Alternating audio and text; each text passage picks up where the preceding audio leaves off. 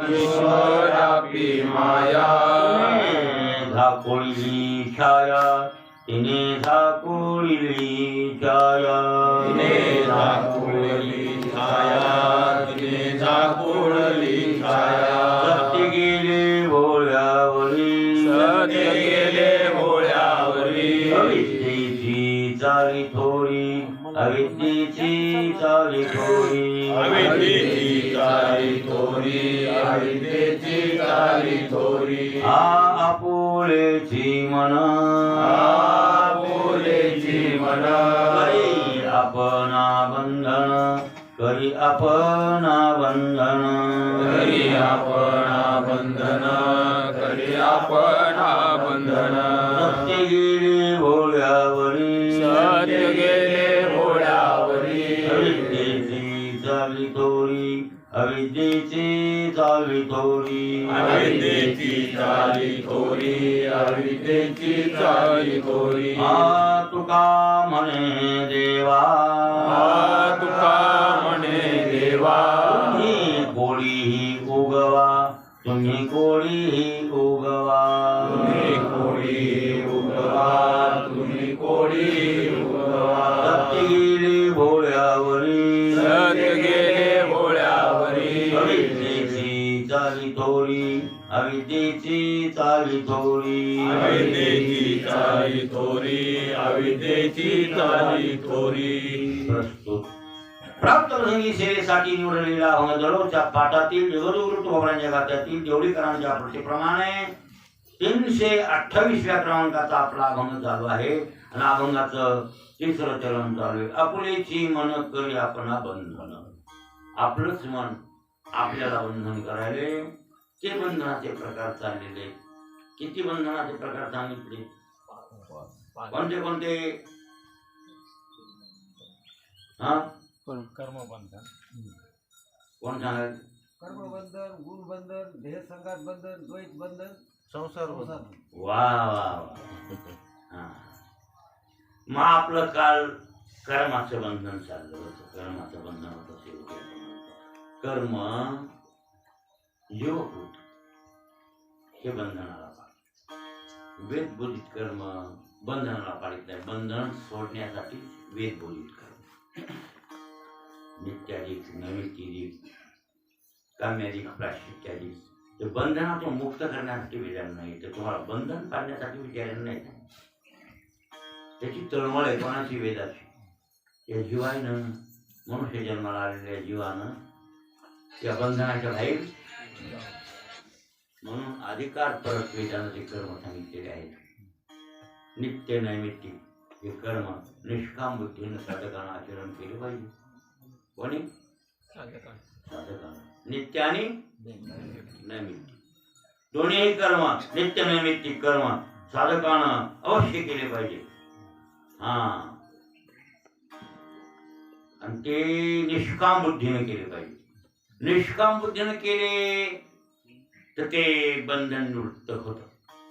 सकाम बुद्धीने केले तर बंधन पडत. मग वेदाचं सकाम कर्माबाबतीत काही काम्य कर्माचं वर्णन आहेच. नित्य नैमित्तिक काम्य प्रायश्चित्य त्यापैकी काम्य कर्म वेदानं सांगितलंय. मग जीवाला काम्य कर्मांचं बंधन पडत आहे आणि काम्य कर्मातून जीव मुक्त कसा होईल? मग तुम्ही म्हणताल मग तर महाराज म्हणाले की बाबा वेदानं तर बंधन सोडण्यासाठी असे मार्ग सांगितले. हे कसं काय? असाही भ्रंश किंवा अपभ्रंश आणि साधक लोकांना ऐकणाऱ्यांना निर्माण होण्याची शक्यता जातात. पण असं नव्हे. काम्यकर्म त्यानं सांगितले रोचनात्मक सांगितले. काम्यकर्म करावं आणि त्या कर्मातून काहीतरी फल मिळवावं असा मुळातला हेतू वेदाचा मुख्य हेतू नाही. उपहेतू आहे. त्याला माहिती आहे लोक की निष्काम म्हणल्यावर काही करीतच नाही. का करते? करते का? आपण सांगा. फळाची अपेक्षा धरून काहीतरी काम लोक करतात. फळ मिळत नसेल तर काय बंद आहे त्याच्याहून? निष्काम कोण कराय? ते एखादे भाग्यवान असतात. जसं की आता विदर्भामध्ये गजानन बाबांच्या सेवेसाठी काही काही लोकांना गाव आहे ना, गाव दिवस घेतलेले, त्याला दिवस पुरत नाही सेवेला. कोणत्या गावाला 2 दिवस सारखं आम्ही हे इथली सेवा करतो. हे नाव टिकून दिलेले असते. घरच्या पैशानं जायचं, घरचा चहा प्यायचा, घरच्या भाकरी खायच्या आणि गजानन बाबांच्या आश्रमात सेवा निष्ठा. त्याच्या पाठीमागं काय मिळवावं, तर त्यांच्याकडून काय रोजगार घ्यावा अशी भावना त्यांची. असे भाग्यवान तुरळक लोक आहेत की निष्काम बुद्धीनं आपण कुठेतरी परोपकारासाठी आपला देह वेचला पाहिजे, देह भिजविला पाहिजे असं त्यांना कळालेले. ते विदर्भातले सहसा लोक चांगलेच आहेत, वागायला चांगले, पैसे घेतात पण रोजगार घेऊन काही काही नोकर शेतातले कामं बरोबर करतात. इमानदारीचा प्रदेश कोणता आहे आपल्याकडला? विदर्भ. हे मराठी गोटं घाण हे ते काढायची, चंद्रवाळीचा असतो, परिसर स्वच्छ ठेवायचा, हे आम्ही करतोच म्हणले. अशी सेवा आपल्याला आता थोडं डोक्यात उजळलंय, थोडं असं उजडावं, कळावं की आपण निष्काम बुद्धीनं कुठेतरी 2 दिवस आपले देह भिजविला. असं निष्काम बुद्धीनं केलं तर कर्म, तर ते कर्म फल देत नाही. लक्षात आलं की नाही? जीवाचं बंधन तोडत आहे. पण सकाम बुद्धीनं जर केलं असेल, बरं त्याच्या पाठीमाग जरी पैसे घेतले नसले, संस्थानिक नको. संस्थानिक म्हणजे संस्थान पांडुरंग परमात्म्याचं जे आहे पंढरपूरचं किंवा गजानन बाबांचं संस्थान आहे, त्याच्याकडून पैसे तुम्ही जरी घेतले नसले, जर त्या गजानन बाबांना काही मागायचं असेल की माझं पोरगं राहू द्या, मी तुमचे इतके वर्ष येऊन आपली सेवा, तरी पण सकाम बुद्धी झालीच. आणि झाली तर ती बंधनाला कारणीभूत ठरलीच. जो बैसल्या फांदी तोडी, हा तू फांदी सहित पडे बुडी, वा देवी काम्य कर्माच्या परवडी, जाय रोकडी आद्द पाता. बघा अशी मार्मिक होईल. हा डिंगण्यापा बघा काय म्हणाला ते, फांदी बसलाय पुढी आणि मागून फांदी तोडायलाय, बरोबर का राहील? त्याप्रमाणे काम्य कर्म जर केलं, मग करायले तुम्ही धार्मिक काम आहे, पंढरपूरला जाऊन झाडून काढायले, गजानन बाबाच्या शेगावला जाऊन झाडून काढायले, संतांची सेवा करायली, देवाची सेवा करायले, इकडं लोकायला दिसायले, त्याचे पैसे बी नाही घेतले त्या मठवाले म्हणजे त्या संस्थानिक नको. तुम्ही निष्काम बुद्धीने केलं असं लोकांना वाटलं तरी मनातला हेतू जर असं की माझं पोरगं राहू द्या, माझं मला सुख ठेवू द्या, माझी बायको वाचू द्या, असे जर काही हेतू असतील तर ते सकामता झाली का निष्कामता झाली? मग फाट्या बसून फाटा तोडाव का? भैरांनी टिंगणी आपा कवाडाला पाय देऊन कवाड वडाव का? कर्म तसलंय. काम्यकर्म केलं का फाट्या बसून फाटा तोडल्यासारखे, म्हणजे तुम्ही पडणार, कुराड बी अंगावर पडणार, फाटा तुमच्या अंगावर पडणार, असं होणार. तसं काम्यकर्म दिसायला दिसतंय पण ते लय बेकार आहे. पण वेदानं सांगितलं का अरोचनात्मक, तुम्हाला लालची लावण्यासाठी सांगितले. वास्तव मुळात वेदाचा हेतू नाही. म्हणून वेद निष्काम बुद्धीनंच कर्म करून आपला कर्माचं बंधन तोडा असं म्हणायला आहे. कोण? वेद. म्हणून नित्य नैमित्तिक काम्य, काम्यरोचनात्मक आणि प्रायश्चित्य. पाप झाला असेल तर ते पाप ख्यालन करण्यासाठी सांगितलं. एरवी पाप झालंच नसेल, मांजर मेली नाही ते कशाला जायची काय गरज आहे? पाप जर झालं नसेल तर त्याबद्दल प्रायश्चित्त घेण्याची आवश्यकता नाही. असं वेदाचे हे कर्म आहे. पण जीवाने केलेले जे कर्म आहेत ना, संचित प्रारब्ध आणि क्रियमाण. संचित केलं, साठ्या जमा असलेलं, प्रारब्ध भोगायला उभा टाकलेलं आणि क्रियमान इथून पुढे करीत असलेलं, हे असे जे कर्म आहे तुम्हाला, हे बंधनाला कारणीभूत. आता संचित झालेले, संचित झालेले त्याचा विलास करायचा नाही. प्रारब्ध भोगायला उठलं ते भोगूनच संपवावं लागणार आहे, त्याचा विचार करायचा नाही. ते झाले ते झाले, संचित जे झाले ते झाले, प्रारब्ध भोगायला उठले ते उठले, त्याचा विचार त्या दोन्हीचा करायचा नाही. पण क्रियमान आता इथून करायचे ते कसं करायचे याचा विचार तुम्ही करा. आणि म्हणून योग कर्म सुखाव ठरव. भगवंतांनी सांगितलं कर्माचं कुशलत्व योगामध्ये अर्जुना, योग कर्म सुखाव ठरव. हा भगवद्गीतेचं वचन आहे महाराज देवाचं. ते कर्म कळलं पाहिजे कसं करावं, ते कसं करावं ते कर्म कळलं की कर्मातून माणूस निघू शकतो, निघतो. आणि जर हे नाही कळलं तर मग बाबा गहनो कर्मनो, कर्माची गती एक विचारिता विचक्षण गुंफोनी ठेले. कर्म म्हणजे ते गवन अथवा अकर्मा काय लक्षण, ऐसे विचारिता विचक्षण गुंफोनी केले. कर्म आकर्म विकर्म याचा गुंताळा जर पडला तर मनुष्य बुद्धीला ते कळणं शक्य नाही. हो, आपण जे करायलो ते कर्म पापात्मक व्हायले का पुण्यात्मक व्हायले हे आपल्या बुद्धीनं कळत नाही. सत्कर्म व्हायले की असत्कर्म व्हायले हे आपल्या बुद्धीनं कळत नाही.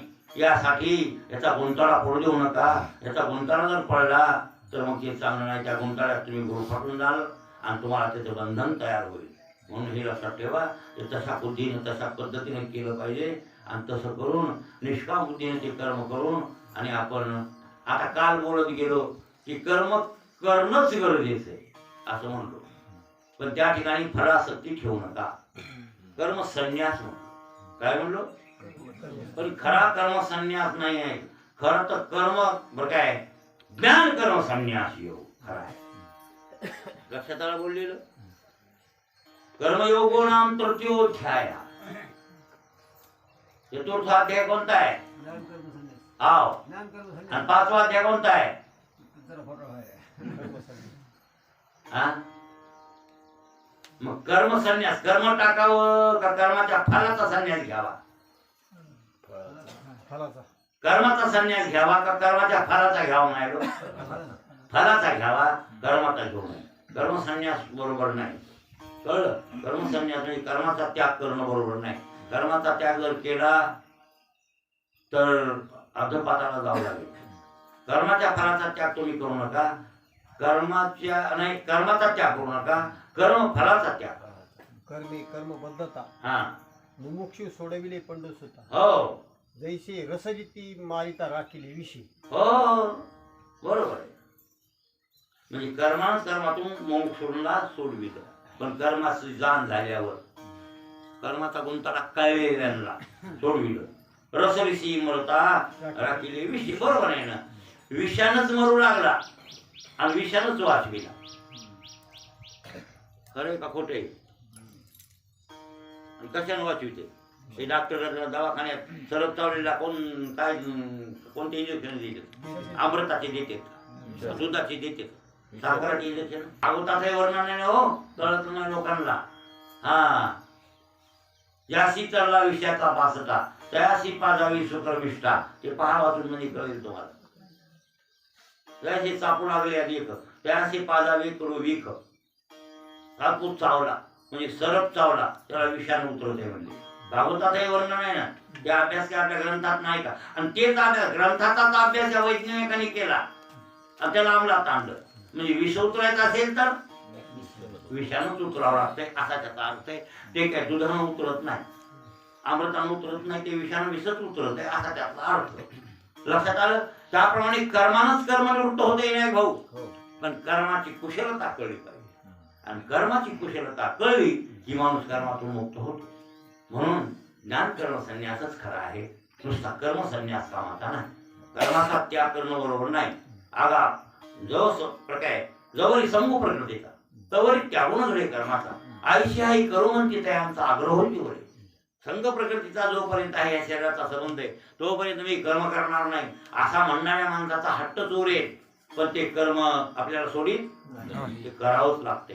प्रकृती फक्त ते इतकंच लक्ष ठेवावं, ही कर्म करणारी प्रकृती आहे, माझा याचा संबंध नाही किंवा मला या कर्माची अपेक्षा नाही. म्हणूनच तुम्हाला बोललो चारोधाम केलेलं पुण्य माऊलीला अर्पण करा आनंदित म्हणलं होतं. आता तुम्ही केलं तर नाही केलं कोणाला? पंढरपुरात बी चारोधाम केलेलं पुण्य माऊलीला बामणाच्या हाताने तुमच्या तोंडातून म्हणून घेतलं. पण तुम्ही मनातून म्हणले का नाही तोंडातून म्हणजे ते मला काय माहिती. तर मी काय म्हणू, चारोधाम केलेलं पुण्य सर्व पांडुरंग परमात्म्याला अर्पण माऊले केलं ना. आणि मग माऊले काय हेतूच ते ना. मावद माना नको वद नाम उच्चारू. तू केलेलं हेच पुण्यात्मक कर्म यात्रा ही कोणाला सांगू नको. सांगू नको याचा अर्थ मनात गरवाचा गड्डा इथं तर काय महाराज दीड पैशाची पंगत केली बोंबलत आहे. तिथं पंगत केली आणि घालते जीव 100 माणसं सांगते 200 माणसं. काय बोंबला दाखवून घ्यावं. माणसंच नाही झाल्यावर नमुन्याची. झाकून तर ठेवायला चुलीत गेलं, झाकून तर ठेवायचं चुलीत गेलं. पण एवढं दिलं असं एवढं सांगायचं. काय बोलावं लोकायला? काय उपयोग आहे? केलं की तुम्ही 100 माणसात जेवा.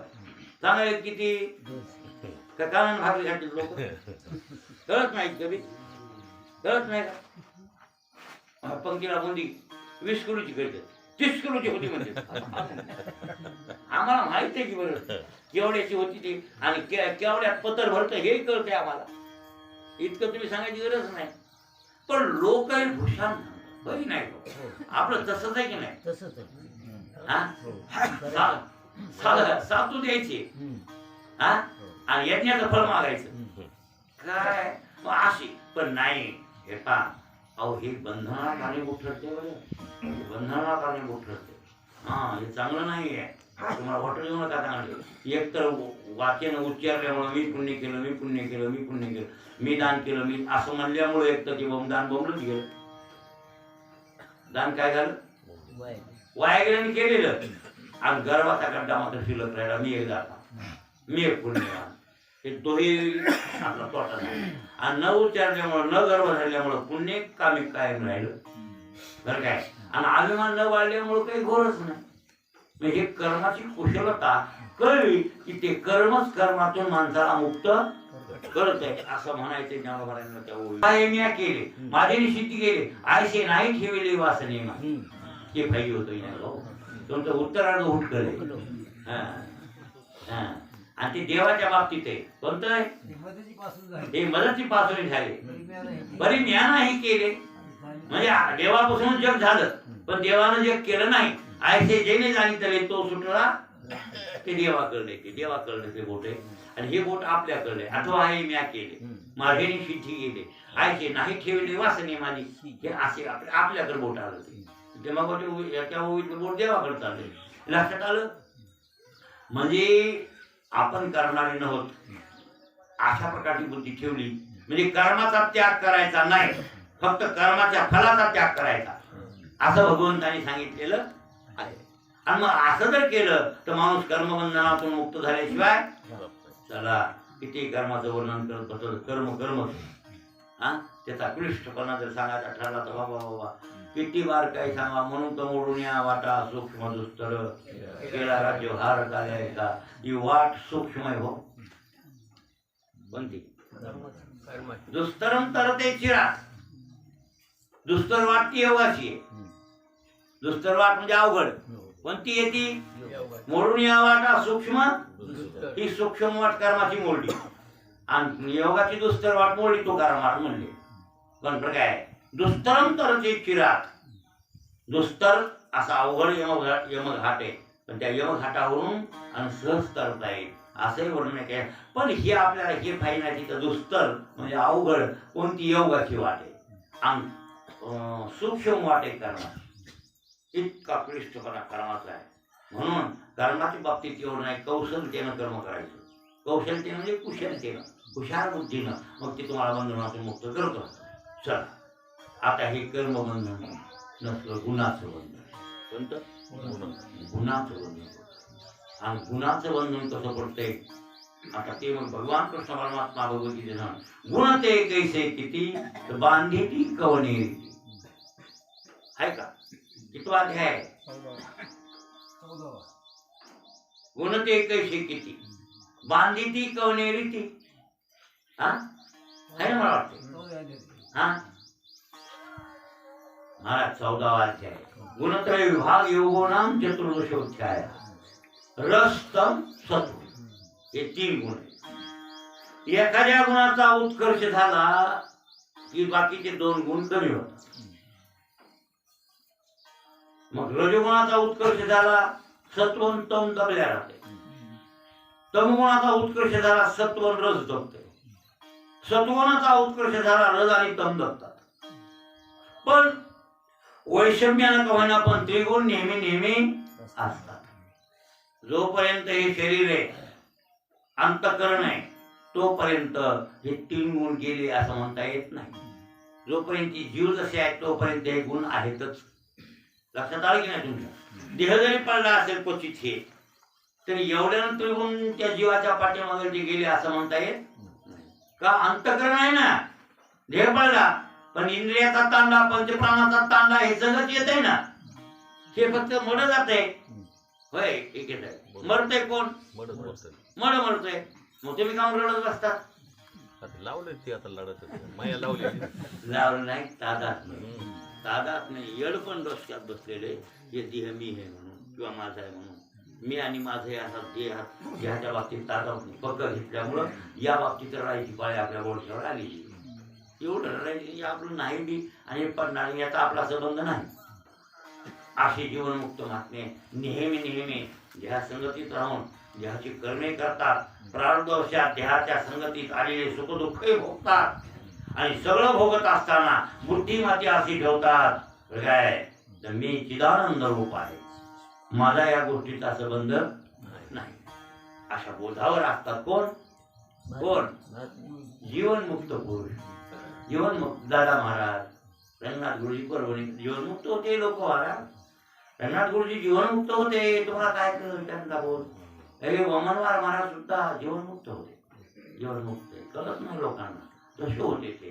रंगनाथ गुरुजी परभणी करतो होतेच की, त्याबद्दल काय निर्विवाद होते, वाद करण्याची गरज नाही. हा दादा महाराजांचे हे हे जीवनमुक्त लोक आहेत. पण ते गुण असे माणसाला बांधून टाकतात. पण ते गुण असतातच, गुण सोडत नाही. का अविद्या आहे ना, अविद्या आहे ते तिचं कार्यच गुण आहेत ते त्रिगुण. हो, पण एक लक्षात ठेवा, मग त्या कोणत्या गुणाचा काय काम? मला वाटते 3 श्लोकातून वर्णन किंवा त्या 14 हा काय त्रिगुण वृद्धी निरूपण 3 श्लोकी सांगितले जाणं असं काहीतरी वर्णन अशी गोवी आहे ज्ञानेश्वरीमध्ये. 3 श्लोकातून ते वर्णन तुला मी सांगतो अर्जुना. असं मला वाटते सत्वं सुखे संजयती रजकर्मणि भारत प्रमादमोह तमसो भवतो ज्ञानमेव. असंही वर्णन आहे त्या श्लोकात आलेले. बरं काय सत्वं सुखे संजयती, सत्वगुणाचं फल सुख आहे. आणि सत्वगुणी माणसाला सुख आवडतं.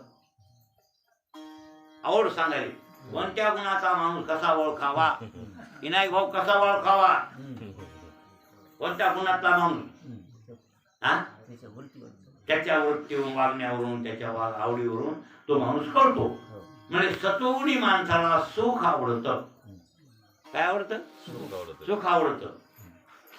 ज्ञानाची पासिकी हा आहे ना, आणि ते आवडतं. पुन्हा शास्त्र अध्ययन करावं.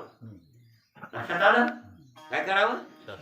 पांडित्य व्हावं. मी पंडित व्हावं, मी शास्त्राभ्यास करावा, ज्ञान पारंगत व्हावं, माझ्याकडे ज्ञान असावं. लक्षात आलं नाही भाऊ? अशा प्रकारचे हे त्याची मनातली इच्छा असते. आणि त्या ह्या गोष्टीनं मी ज्ञानानं येणं त्यानं. आणि तसा गुण चांगला आहे ते. कारण काय आमचे नाथ महाराज म्हणलेत नाही, हे 2 खराब आहेत आपले जास्त, त्यात तमले खराब आहे म्हटले. बरं काय, पण नाथ महाराज नाही म्हणले आबा बाबा विंचू चावला, विंचू चावला, विंचू चावला, तम खाम अंगाशी आला. काय आबा बाबा विंचू चावला, विंचू चावला, विंचू विंचूचा त्या विंचू नात्याचं नावच आहे त्या घराचं विंचू. तम घाम अंगाशी आला. कोणता घाम आला? विंचू चावला, फणका त्यानं दिला. हा, आणि म्हणून तम घाम अंगाला आला. म्हणजे तमोगुणाचा घाम अंगाला आला. बरं काय नाही भाऊ? हा, या विंचवाला उतारा नाही, तमोगुण मागे सारा आणि सत्वगुण लावा अंगाला. इंचू इंगळी उतरेल झरझरा. नाही भाऊ? काय म्हणजे तमोगुण मागे सारा आणि सत्वगुण लावा अंगाला. अंगाला सत्वगुण लावा नाही भाऊ, मग इंचू इंगळी उतरून जाईल. इंचू चावला, इंचू चावला. बरं काय महाराज काय बघा, एक दुसऱ्या घालवले ना. स्वरूप मंदिरी होते मी एकरी, माया सांगवेळा अविद्येच्या गिळी. माझी तुझे चालत पाऊली, मोह भुजंगी धरली करांगोळी. लोभ सर्पडंखला करू. हे तमोगुणाचंच कार्य आहे. लोभ प्रवृत्तीला आरंभ, कर्म नामशेनच पुरा. बघा तुम्ही ते वाचून नाही कळायचं. हे असा ओळखावा माणूस कसा कोण्या गुणातला माणूस आहे हे ओळखण्याची गुण सांगण्यासाठी अर्जुनाला देव त्या त्रिगुणाचं वर्णन करून सांगू लागले. सत्वगुणी माणसाची ओळखण ही आहे. हो, परमार्थ करावं, भजन करावं, पूजन करावं, हे करावं, ते करावं, असं आणि सुखानं राहावं आणि ज्ञान पारंगत व्हावं, शास्त्र अध्ययन करावं आणि अशा प्रकारची वासना ज्यावेळेस होऊ लागली असं समजून जो आपल्या अंगात सत्वगुण मोठा झालेला आहे. साखर बिमारी वाढली चक्रा एवढ्या कळत नाही का? हे कळत आहे पण हे कळलं कसं कळणं माणसाला? हे कळत नाही, ते कळत नाही का?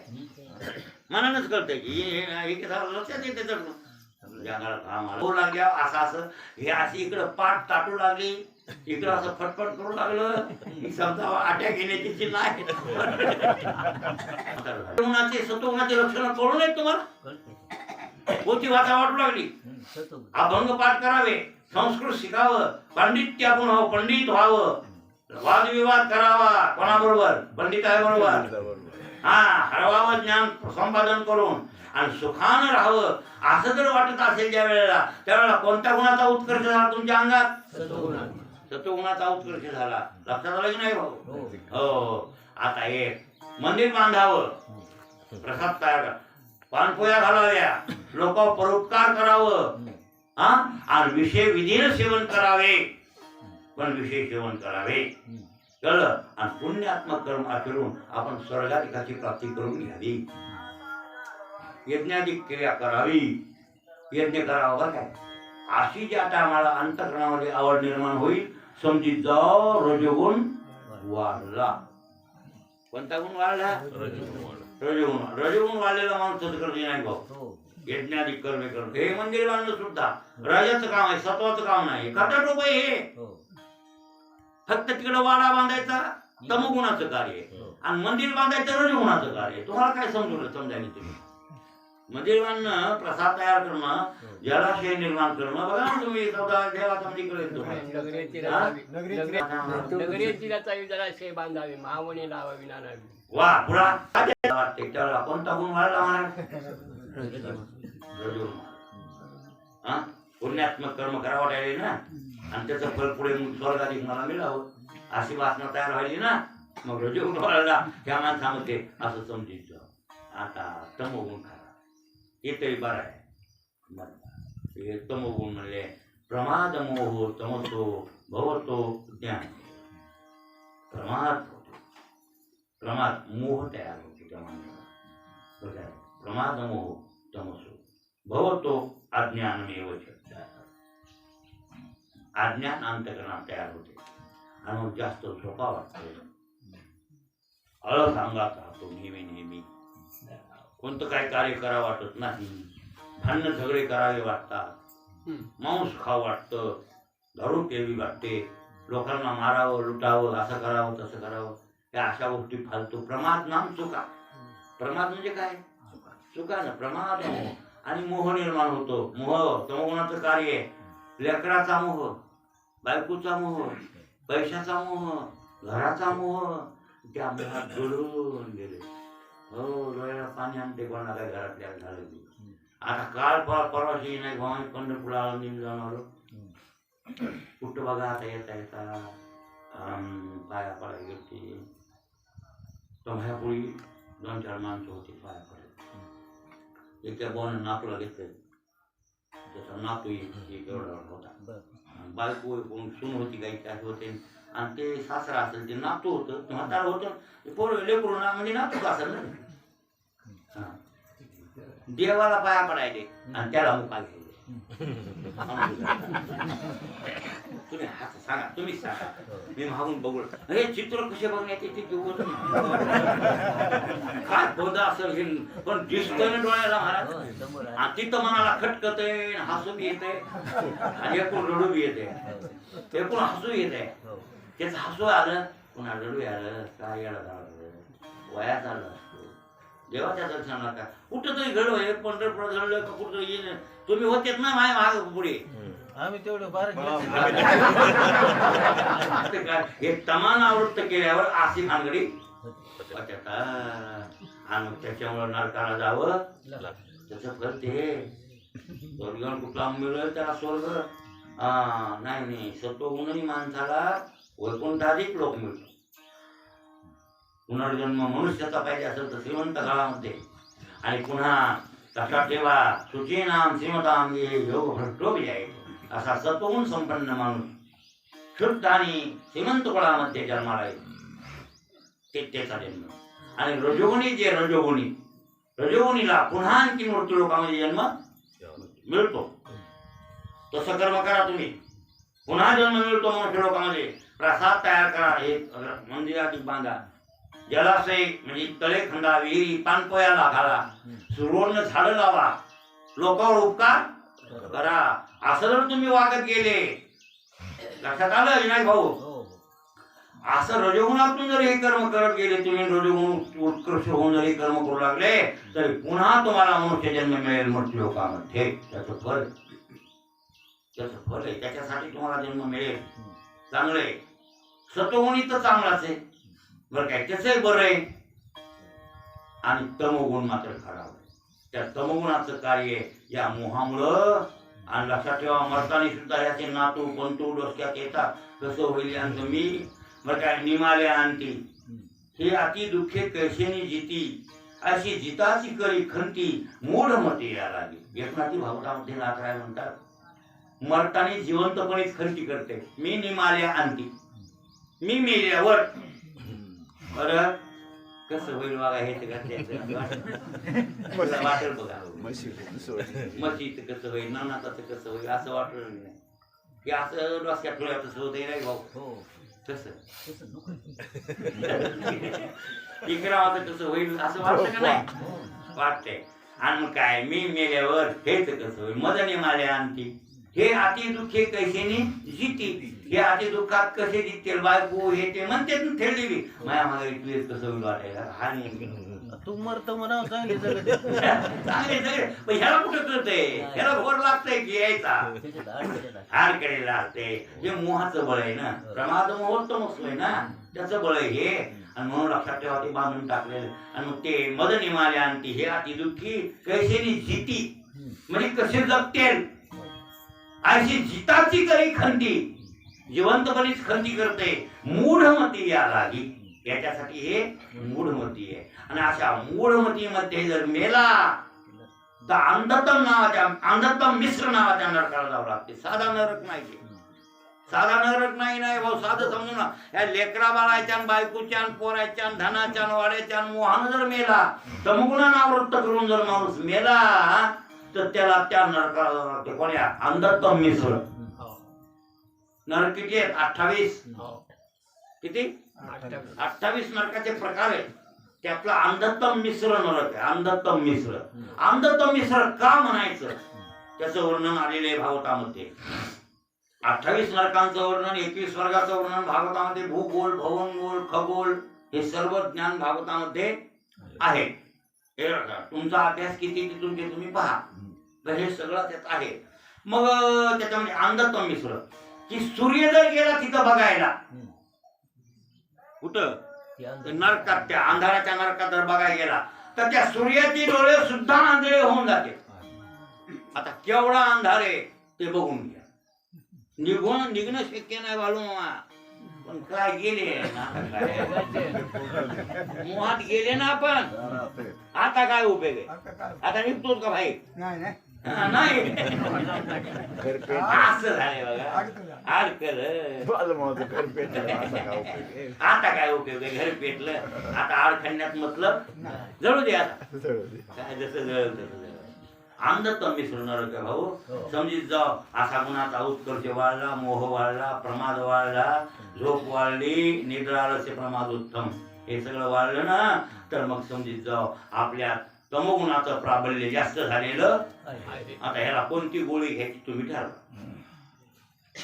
गोळी घ्यावं लागेल की नाही? रोग वाढले की गोळी घ्यायचा. साखर वाढली त्याची गोळी वेगळी, बरोबर आहे नाही भाऊ? भीती वाढला त्याची वेगळी. डॉक्टरकडे गोळ्या आहेत. कोणाला जेवायच्या आधी, कोणाला जेवण झाल्यावर, नमुन्याच्या गोळ्या. कळलं का? का नमुन्याचे रोग आहेत म्हणून. हो. आता कोणाची साखर कशी, कोणाची साखर कशी, ते काय काय रोग मै साखर अशी हो जेवावंच लागते म्हणते. हाच म्हणा साखर नमुने. मला तसं काय होत नाही. हा गोळी सांगितली आहेत ना गोळ्या. कोणती? भलते ठाई अतिशक्ती अतिस्नेह न कर पाही, अतिस्नेह मांडीचे जी तुक्क दी भोगी. मग हे भरत तुला कळते ना कळत असं तर कांदा डोळ्यात फेकून द्यायला.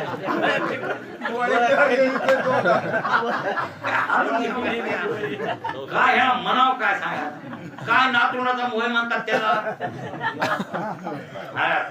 बिमारी कळायली तुम्हाला गोळ्या खाऊ आता हा पण हे कळणार लोकायला आणि या मोहानं काय होईल तुम्ही अंधत्व मिश्रण नरकावर जाता आणि अंधत्व मिश्रण नरकावर गेले तर त्या नरकातून तुम्हाला पुनस्थित निर्गती नाही निघता येणार नाही रस्त्याला अडकून हे असे गुणबंधन करते म्हणून आपल्याला कोणता झालाय काय कोणता गुण झालाय आणि याच्यासाठी भगवंतानं सांगितलंय तर काय अर्जुना हे त्रिगुण आहे त्रिगुणवृत्ती निरूपण ती श्लोकी सांगितलेली जाण पण आता पुढे ऐक बर काय म्हणजे निर्गुणाचं वर्णन आणि त्रिगुण विरहित होणं हेच खरं त्रिगुण जोपर्यंत आहे तोपर्यंत त्याचं बंधन होते सत्वाचं सुद्धा बंधनच राहते रजाचंही बंधनच होते आणि तमाचं तर त्याहूनही जास्त होते म्हणजे तिन्ही गुणानं माणूस आवृत्त झाला तो त्या बंधात अडकल्याशिवाय पण मोक्ष मिळत नाही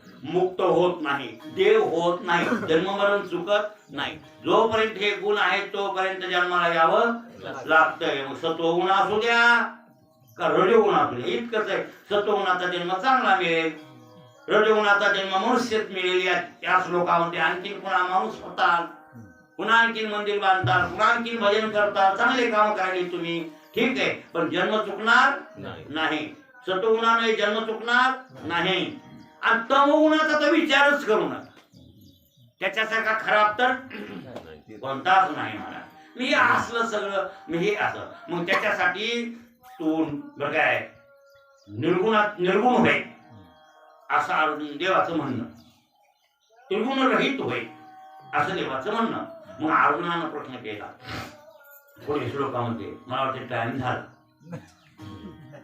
आता इथं टाइम झाला काय अर्जुनानं प्रश्न केला नाही भाऊ मग आता आपण उद्या बघू आता कोणता गुण वाढल्यावर काय होतं हे कळ अजून सांगतो उद्या हा कळ की आपल्याला नाही आपल्याला असं अशी चक्रा यायला म्हणजे साखर थोडी वाढली हे लक्षात येईल की म्हणायला कळतंय ना ऐकल्यावर कळतंय हो मनाने कसं कळत निवळ रानात राहिले हो नुसते आवतच हाणले तिकडच बसला हातेलावर तिकडच गेला तिकडच नाही कीर्तन कथेला आला हे कळलं होय त्याला काय कळलं कोणता गुण वाढला काय करणं मातीत गेला कळणार नाही ना कमीत कमी त्याच्यातून निघणं हो का नको आता भरत उदाहरणार्थ नका निघूया आज उद्या तरी निघत कवा का महिना निघत पण कळाव आणि कळवून घेणं तरी गरजेचं आहे चला मग हे कळलं पाहिजे नाही भाऊ आणि हे कळणं गरजेचं आहे आणि आपण निष्ठुगुण्य व्हायला पाहिजे अर्जुनाचा पुढे प्रश्न आहे आणि अर्जुन देवाला प्रश्न विचारतोय